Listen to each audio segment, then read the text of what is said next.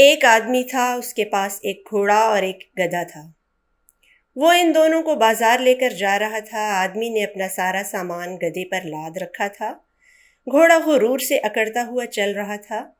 گدھا بیچارہ بھاری بوجھ کے نیچے دبا جا رہا تھا اور اسے 2 قدم چلنا 2 بھر تھا۔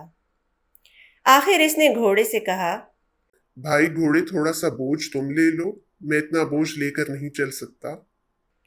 گھوڑے نے منہ پھیر کر جواب دیا، میں کیوں لے لوں؟ مجھے تیری اور تیرے بوجھ کی کیا پرواہ ہے؟ خبردار جو پھر کبھی مجھ سے بوجھ بانٹنے کو کہا۔ گدھا خاموش ہو گیا۔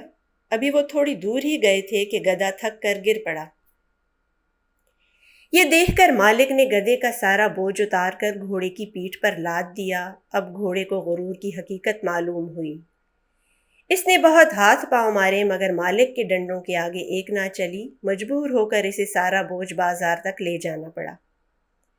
راستے میں گدھے نے گھوڑے سے کہا، بھائی اگر تم پہلے ہی تھوڑا سا بوجھ لے لیتے تو سارا بوجھ لے کر کیوں چلنا پڑتا؟ گھوڑے نے شرما کر سر جھکا لیا۔ دنیا میں بہت سے آدمی ایسے ہیں جو دوسرے کو مصیبت میں دیکھ کر خوش ہوتے ہیں اور ان کی مدد نہیں کرتے، مگر جب ان پر مصیبت آتی ہے تو روتے چلاتے اور شور و غل مچاتے ہیں۔